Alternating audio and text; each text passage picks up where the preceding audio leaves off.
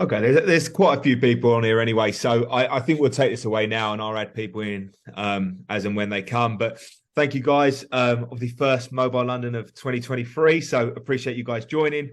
Yeah, continued support's always great, and obviously a big thanks to Jack as well, taking the time today to speak with us. Yeah, I know he's obviously prepared this presentation, and yeah, I guess Jack, I'll hand this over to you now. Format guys, we'll do what we normally do, normal presentation, a Q&A for Jack at the end, and then we can go from there. But yeah, no, Jack, over to you. Cool, thank you. Yeah, evening everyone. I am Jack, and let me just share my screen. Vai lá.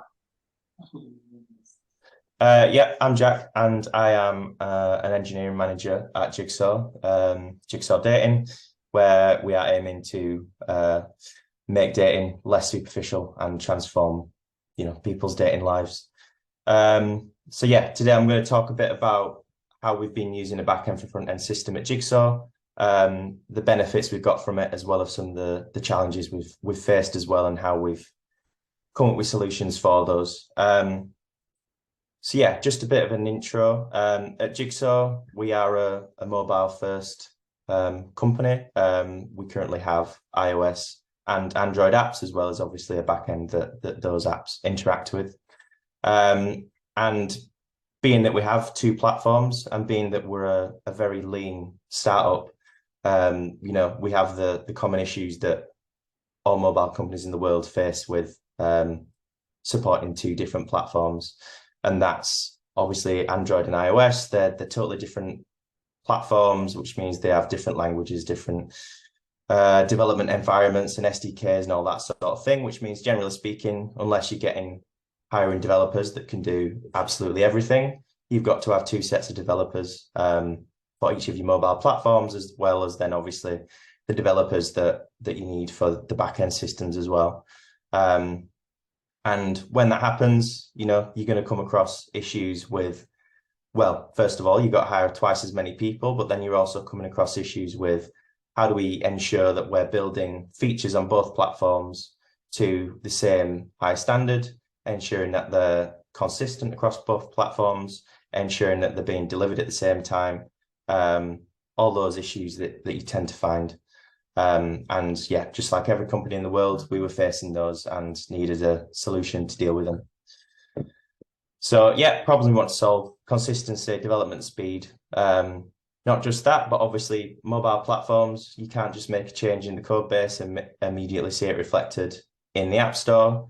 You've got a bug to fix, you've got some small change that you want to make. You've got to make that change. Progress. Make that change, deploy a new change to the App Store, and then roll it out to users, which obviously takes a long time, and it also takes a lot of development effort to do that as well. And equally, we want to come up with a solution that is a great experience for the developers as well. We've used cross-platform technologies before, so Flutter and React Native as two examples that I've used, but we just don't enjoy using them. We're native app developers. We like writing in Swift. We like writing in Kotlin. We want to continue that whilst also getting the benefits that something like Flutter will bring to you. So the solution we came up with in the end was a backend for front-end system, which is kind of an in-between of fully native experience and a cross-platform experience, where we're offloading a lot of the work to make our features consistent onto the back end instead of doing it all on the front end. And that's where Beef comes in, which is a slightly contrived, what's the word? Initialization, I can't think of the word, but of backend for front end system. And that's what Beef is. So initially, we were pairing our introduction of Beef with a more broader switch on the iOS platform, at least, to Swift UI. So before we started using Beef, we were using Swift, but then just everything in UI kit, and then using SnapKit as well to do all of our layout. But at the same time as introducing Beef, we also introduced Swift UI. And the first screen we trialed this on was a new store screen that we were building. So we were completely rewriting and redesigning the premium experience for purchasing the subscription in the app. And so we took this as an opportunity to kind of test drive this new approach to building features. So this is what it looked like and what the corresponding response looks like that we get from the backend. So when we first did it, we took a very bespoke approach. So because we were doing it in one screen, we didn't necessarily think about the longer term. And the way we did it was that the store screen had a very specific response for what it expected, which was quick and meant we could get it built easily, but wasn't very flexible for the future. So for example, if you look on the right, the response that we get back from the backend, everything that we expect to see in this screen, we return in the JSON response. So the title, the packages that are showing in this slider thing on the right, the images and the content that shows in them as well. And then everything down to what you can't see on the left, but like the button and the footer and stuff, all getting returned in the response. So this is good. It solves some of the problems that we had. So for example, if we wanted to change the features that we're showing for a package, or we want to change the content that's associated with them, we can very quickly do that just on the back end without having to make a release to the App Store, which we would have had to do before. But like I said, it's very, very inflexible. If we wanted to chop and change the components that were showing on the screen, it wasn't necessarily easy to do that, besides just altering the content within the framework that's there. So like, for example, the slider, we could add some features or take away some features that were shown in the store, but we couldn't add in a new component underneath it, for example, if we wanted to be as fine-grained as that. So this worked, and this was fine, and it solved some of the issues that that we're having, like I say, with the consistency and ensuring that everything is the same, and being able to make quick changes. But we knew that it wasn't a long-term solution, and so we needed to start looking at a better solution for this. So yeah, the positives of it: content can change on the fly. It's kind of consistent, but that's about it. It doesn't really solve the issues that we set out to solve. So we started looking at V2 of Beef, and this is where we wanted to take a much more flexible approach with what we call components. So kind of leveraging what you might see from a design system and the kind of component library that you would see in them, and combining that with the response that we get back from the backend. So the component way of doing it makes things a lot more flexible, a lot more scalable. So the way that this works now is that when we get a response back from the backend, we return a list of JSON objects which correspond to components that we have on in our front end component library. And this means that everywhere that we're using Beef now, we have consistent response, and that means anywhere we want to drop in a Beef component, we can fetch that response from the backend and then drop that response into a view that we built on the front end called component view, and then that handles building up all of the UI for us. So it can be a lot more dynamic, and we'll see it in an example in a couple of slides, but it means we can be totally flexible about chopping and changing what views we want to see on a screen. And also later down the line, which again, I'll show in a slide later, even building out multi-screen flows using just Beef responses. So yeah, the way it works, each component has a consistent JSON structure. So it has a type which corresponds to the type of component that it needs to be built into on the front end. And then it has a content object, which contains everything specific for that component.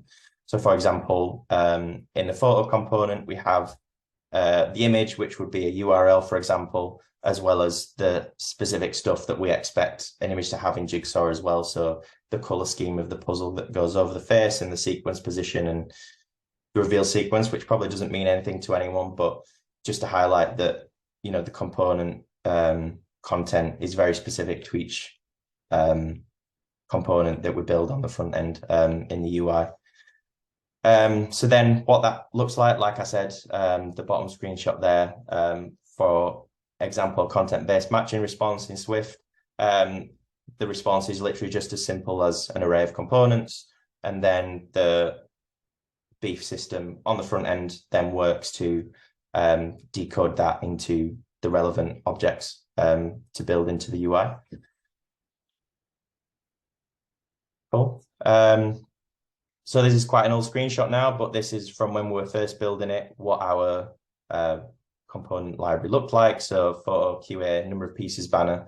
And then when it comes to introducing new components, we just have to build that UI in Swift UI on the front end, and then it's available to be used everywhere. So if we introduce a new component with a new feature, because we've then got that on the front end, we can then use it wherever. If we wanted to introduce it into an old screen in the app, then it's just as simple then as updating the response for that screen. And because it's been built in Beef with the component view, it will handle all that for us. Then, yeah, just an example of what the component view looks like. So it's very simple at the moment. One of the limitations that we have even with V2 is that at the moment it's very much just a list of things. So it can handle vertical lists of views, but it can't handle anything more complex like a grid, for example. But that means the implementation of the component view is simple. It's a for each over the array of components that we pass into it, at which point they then get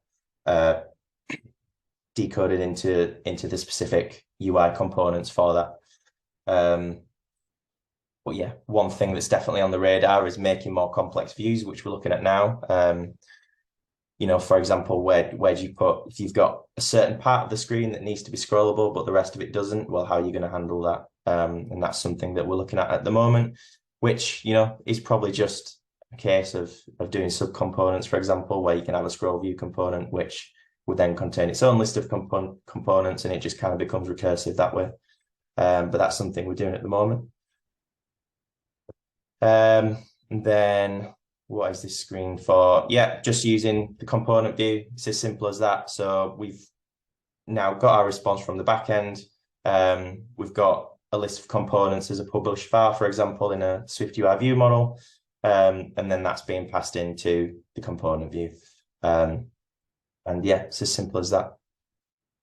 So the positives of this approach, like I said, views can be as dynamic as we want. We just chop and change what components are being returned in the response. And if we look at what that looks like in the actual first example we did using components. So this is CBM, where if you are reacting to someone on the app, you can react to a piece of their content, whether it be an image, a Q&A, an icebreaker, a Kickstarter, for example. So the way this works on the front end is you tap on the button to send a reaction. We then make a request to our backend to get the CBM response, and then that returns a list of components. So in the example on the left, it's returning an image, a message banner, and an input text field, whereas on the right, it's returning a Q&A, a message banner, and an input text field. Both exactly the same response. We're not having to do any extra work on the front end to decide what content needs to be shown. And that means when it comes to, for example, creating a match, well, then again, we make exactly the same request to the same endpoint as on discovery, but return it with different content, and we don't need to do any extra work to handle those two different cases. We just rely on what the backend sends us down for us to show on the front end. So all that business logic, complex business logic, is being done on the back end, which means we don't need to do it on iOS and do it on Android separately and worry about ensuring that they line up perfectly, because they just do when we're relying on the backend response. So yeah, views totally dynamic, backend driven. And as an example, we used to have another view that showed on this screen. It showed underneath the image, I think. We decided we wanted to remove it because it was confusing. Before, we would have had to remove that from the front end, create a release, get it rolled out. But now we just have to remove that response from the back end and it immediately changes. Yeah, so this is what it looks like in action. So we tap on the piece of content, we make a request, we get the response, show the component view. All that you just saw, totally driven by the backend. Yeah, so the next problem that we needed to solve, which you can probably see from this GIF, is the issue of user interaction. Because at the moment, this all works really great if you've just got a static piece of UI, but then how do we handle the state of the message that the user just typed to them tapping the send button to us then making another request to get the second half of this response to then also doing the interactivity of revealing the puzzle. So the solution for this was what we call intents. And again, this is just super simple. Each component, if it needs to, can fire back an intent from the component view. So for example, if we need to do something on text submit, then when we're building the like user input component, we can then say that when the button is tapped to send that's attached to it, we can fire back an intent from the component to the component view. Say this intent is being fired, which again, in turn gets fired back to wherever the component view is being used. And we just pass those back as an enum. So for example, the on-text submit gets sent back with the text that has been submitted, and then it's up to the specific placement of that component for how to handle it. So for example, CBM, we only need to handle the on-text submit intent, for example. So in the the view model for CBM, we'll have some handling for what to do then. So this probably isn't the ideal solution because obviously it then means the component view needs to be aware of its context. It's not just as simple as we can drop a component view anywhere and that's got like a text input or more complex user interactions and expect everything to be able to handle just out of the box. It's not quite as good as that, but we think it's a nice trade-off where it's a mix between the simplicity and it doing what we need it to do. So yeah. Next. Yeah, so what's next? So something we've been working on recently is, like I mentioned before, multi-screen flows.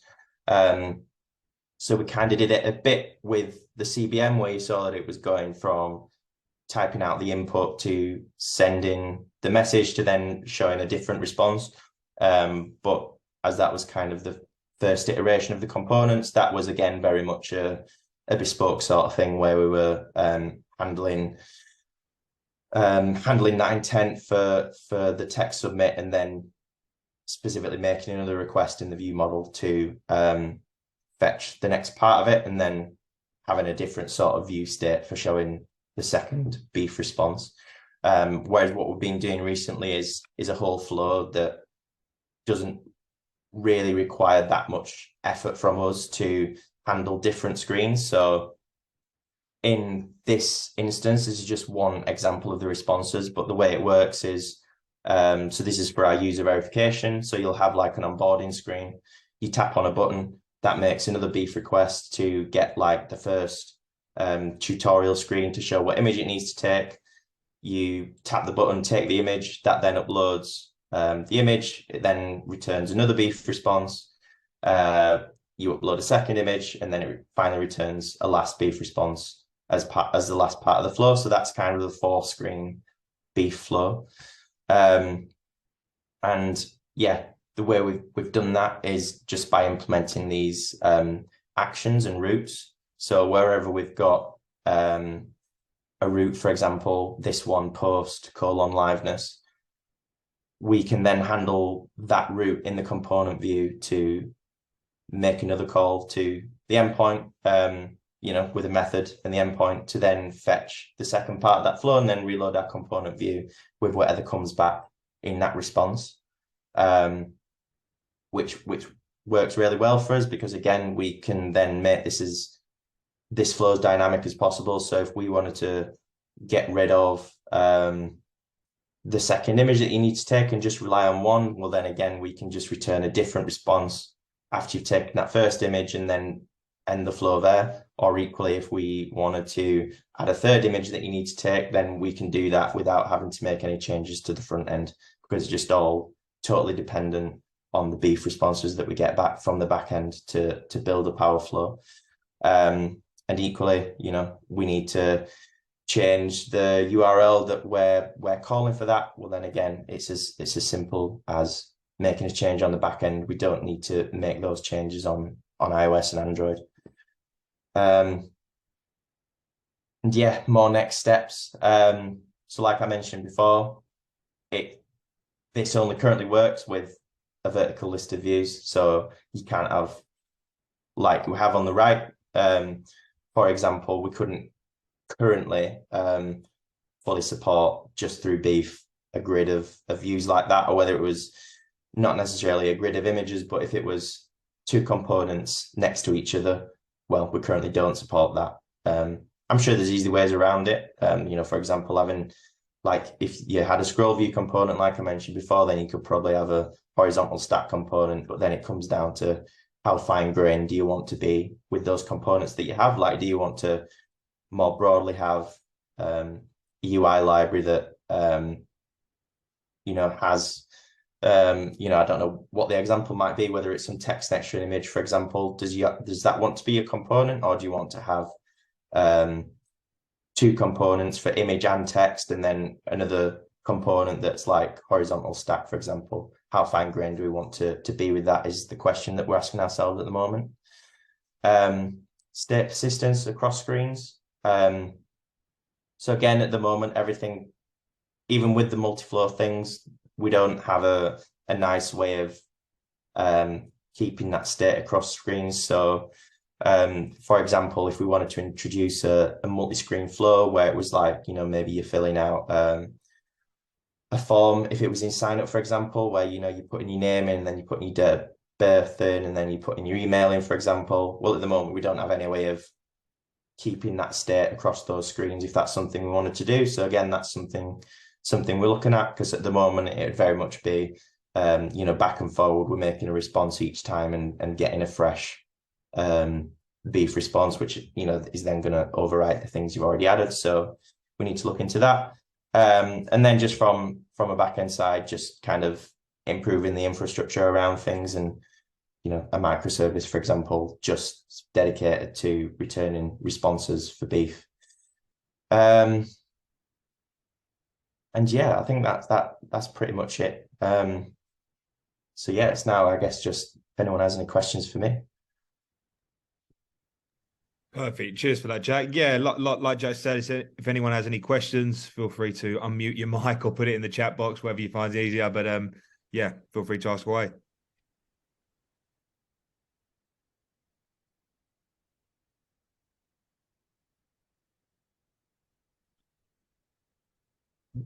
I think someone's got a hand raised emoji there. Yeah, Jack, this is Olivier. So yeah, thanks for that. So basically, yeah, backend driven UI, it's interesting. Plenty of, solutions, I really love the strategy. It's something that I've had in mind for quite a long time.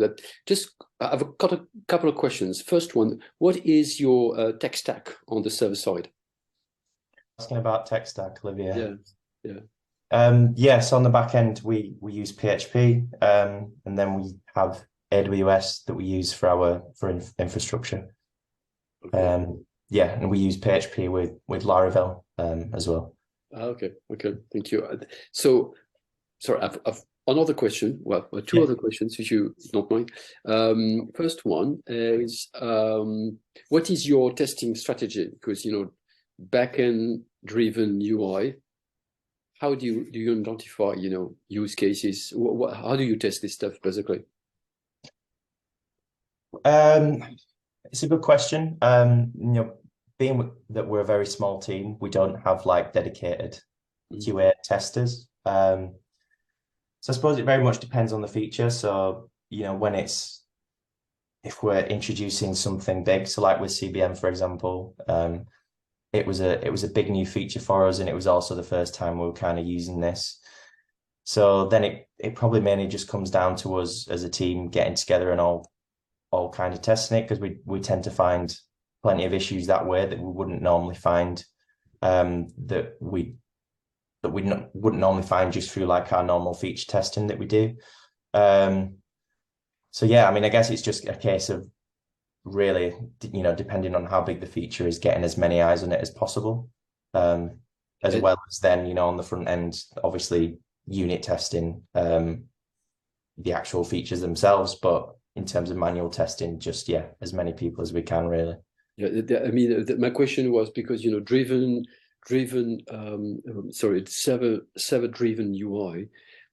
Basically, the apps can expect any kind of payload in any combination, which is, I guess, predetermined before. So, do you run any kind of regression backs or tests before shipping or before changing anything from on the back end or the front end?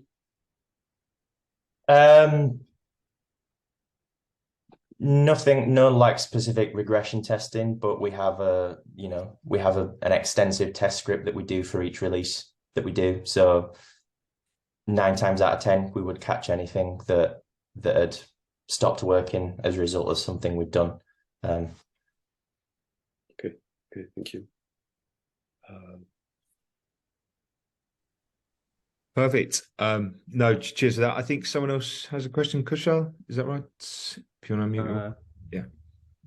Yep. Hello. Can you hear me? Yep.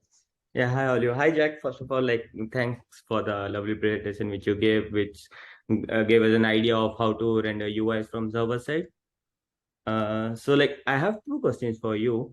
So as this will be handled on the client side, the client will be fetching for the APIs. So how you are maintaining when the UI will be changed? So is there any interval which you are actually looking for any changes on the server side or some versioning system? So do you mean if are we checking for the UI changing whilst the user is on a screen, for example? Yeah, if there is some change on the UI on the server side and you have deployed the changes, so obviously people who are connected to internet will be getting the new update once it has been checked. So what's the strategy, are you checking periodically after 1 minute, 2 minutes, or you have maintained some versioning system? So no, so we don't go into that much detail. So because the whole app isn't back-end for front-end driven, it's just a small set of very specific features. So with CBM, for example, you might be on that screen for max 2 minutes. So in that case, it's just a case of if we've deployed a change to that screen, then it's going to take effect as soon as a user next fetches that response. But because it's just a very specific set of features like that, we don't necessarily worry about having to live update a screen if we made a change, for example. Yeah. Okay, and the second question, as it's a product-based company, and I guess we mostly deal with analytics tools like Firebase Analytics, or they might be Clever Tab, Bridge, Branch, anything. So how about tracking a views? You are creating a views from server side. So how's the whenever user taps on the view, or you can say impressions, how you are calculating this server side and the UI's impressions and analytics from the client side? Yeah, so it's maybe a combination of both. So we do some tracking on the back end for example, when we're fetching a request for the components that we want to see on the front end, we might make a track on the back end there to say that, the users requested this, for example. But then most of it is just done on the front end. So for example, when the view appears and we've rendered the components, we'd probably make a track for the specific screen that appears in. And again, because it's a very specific set of features, each of those features has its own module and stuff around it, which is essentially a Viper architecture. So each feature that we've done using Beef has that around it, so that we still have to be able to have the interactor to make the request to then set the components on the view model and update the Swift UI view, for example. So then we would then make tracks there that we need to. So again, it's very much a hybrid approach. And again, with like user interaction, well, then that comes back to the intents, where you're getting an intent back from the component view. And if we need to make a specific track for that, then we would do that from the front end as well. Oh, nice. Like these questions came up because like we also face the same kind of problem. So my previous company, I was working on the e-commerce based app, and the whole home page and the category page was being rendered from the server side. And the main problem we faced while getting the analytics and getting all the impressions, like how much user has scrolled and everything. So nice job, like informative. Thank you. Perfect. Well, it looks like that may be everybody. So Oh, Olivia. There you go. Sorry, I've got another question, so I wanted to for Krisha to finish. I've got a question about collaboration between. I mean, it's probably a small company, so collaboration between mobile dev and backend dev. Because how do you work together? Because I guess the mobile dev or the backend dev, I guess in charge of backend development and BFF and so on. They need to understand a bit, how the app works basically. So how do you work with mobile and backend? Like you said, we are a very small team, and as part of that, we work very closely together. So I don't know if you come across the term T-shaped developer before, but that's very much what we aspire to be. Because we're such a small team, we like everyone to get involved in as much as possible. So I personally am an iOS expert, but I also am able to work on Android and also the backend as well. And similarly, our lead backend developer, he's an expert on PHP and AWS, but at the same time, he can get involved in iOS and Android as well, should the need arise. So I think by having those really close connections and broad set of skills, that means we can work really well together on situations like this, where it's a piece of technology that affects the whole team. Okay, thank you. Question. I would like to add some points, if I may. Yeah. So, like what we actually did over here. So rather creating basic components, like you can say containers and other things, like obviously, like I came up with containers because the app was on Flutter. So we just created a set of, you can say UIs, you can say grid view, carousel views, and like the views which are actually required on render. And the backend team will be forced to use those views if they are editing something, or you can say like they are changing the padding colors or anything. They are forced to change the parameters which are already available. They can't introduce the new views over there. So this is how we maintain, like it's not if nothing will break on the production side and everything will go smooth. Yeah, I think that's very much the approach we take at the moment as well, in that everything is a specific component that we have to build on the front end.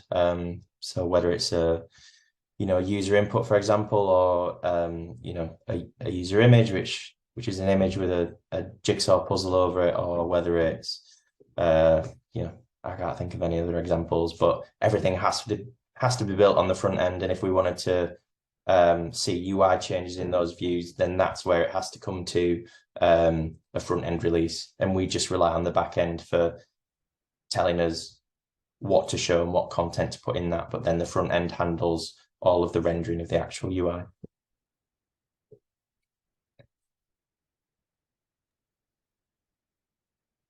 Perfect. Well, yeah, I think that's it, Jack. Obviously, appreciate you taking the time out to do the talk today. Obviously, thank you everyone else for joining as well. This should be recorded, so I will upload this to the group over the next couple of days when that's downloaded. But yeah, thanks again, everyone. Thanks again, Jack, and yeah, I look forward to speaking to you all soon.